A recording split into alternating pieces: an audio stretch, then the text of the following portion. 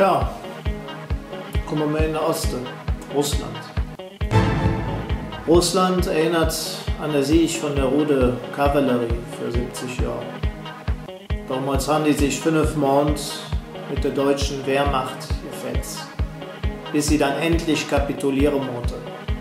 Das Ganze gilt im Allgemeinen als historischer Wendepunkt in den Dreckskrieg. Als Signal, dass sich jetzt alle wieder leben haben an dem Treff auch deutsche Veteranen teilgenommen.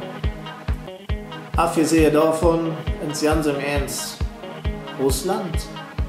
Das ist doch kein Land, oder? Für mich ist das Prärie.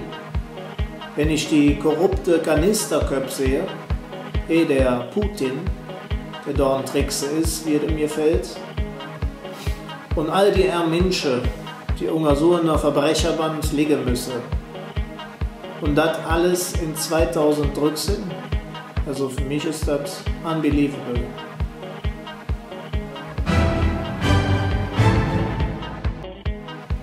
USA, neuer Außenminister.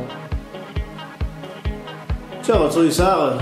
Artillerie hört ab, John Kerry stehe ich in und hat in Washington bei Amerika der Amtseid abgelegt.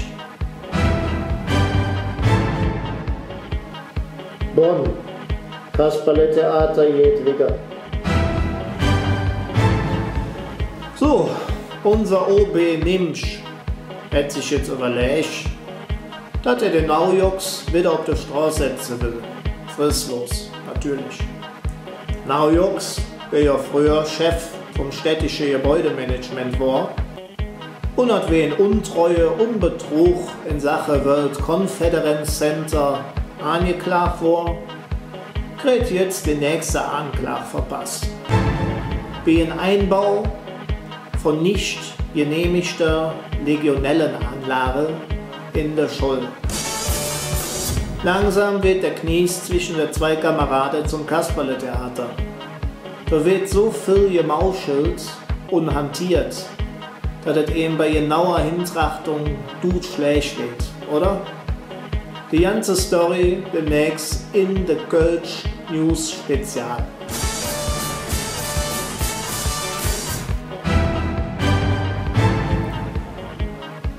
Überschrift Bonn, Drahtessel-Ranking.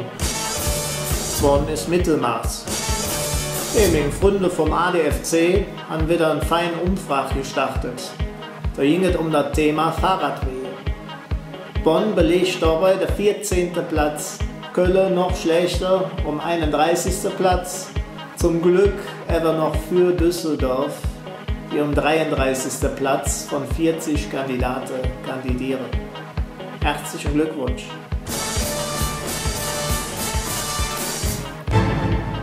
Ja, Lev, was soll auf uns, Freunde? Kommen wir nach Berlin.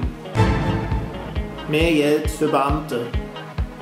Was muss ich da heute wieder lesen? Schwarz-Jelef möchte Ärmdiersche vom Beamtenköp noch ein kleines Geschenk für die Bundestagswahl machen. Es soll ein kleines Pensionsgeschenk und Beförderungen für Spitzenbeamte geben. Haha, Spitzenbeamte, wenn ich das höre.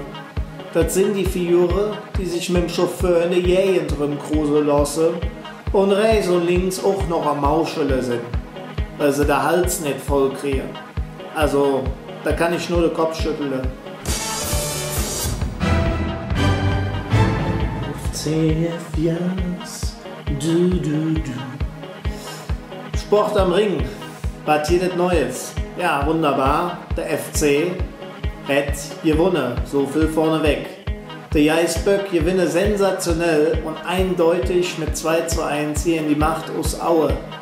Vor 35.000 Zuschauern wurde das wieder ein ganz souveräne und nie gefährdete Sieg. Ist klar, dass ausgerechnet der Pezzoni in der 79. Minute noch das 1:1 mäht, nachdem der Marot, der FC, hat in der 4. Minute in Führung geknallt hat. Ganz souverän wurde dann der kleine Clemens, der in der 92. Minute, Gott sei Dank, noch das Türchen machen konnte. Damit wird das zumindest vom Ergebnis her der Rückrunde Start, wie man sich denn auch so vorgestellt hätte. So kann es doch wieder, Jon, oder? Ich bin gespannt, wann der Brilli Bruno zum ersten Mal spielen darf.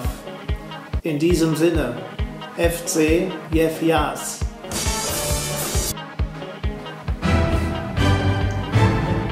Ja, Boxen. Sturm ist Lee gegangen. Tja, das war wohl nix. Gut angefangen und dann langsam umgegangen, der ich sage. So könnte man das Ganze wohl umschreiben. Da nützt auch die ganze Kümerei um den Ringrichter nix.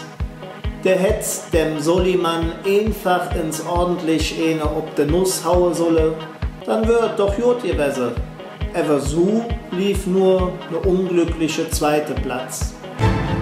Dabei fing ich der Dirk richtig gut und ich will schwer hoffen, dass er sich davon nicht unkriegen lässt. Also Dirk, hau rein!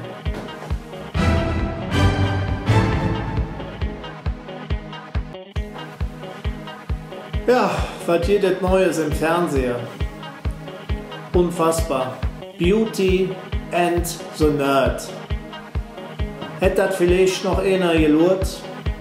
Also ich muss schon sagen, da muss selbst ich abschalten. Also so ne Driss habe ich ja lange nicht mehr gesehen. Da war Dschungelcamp ja jolter jäh.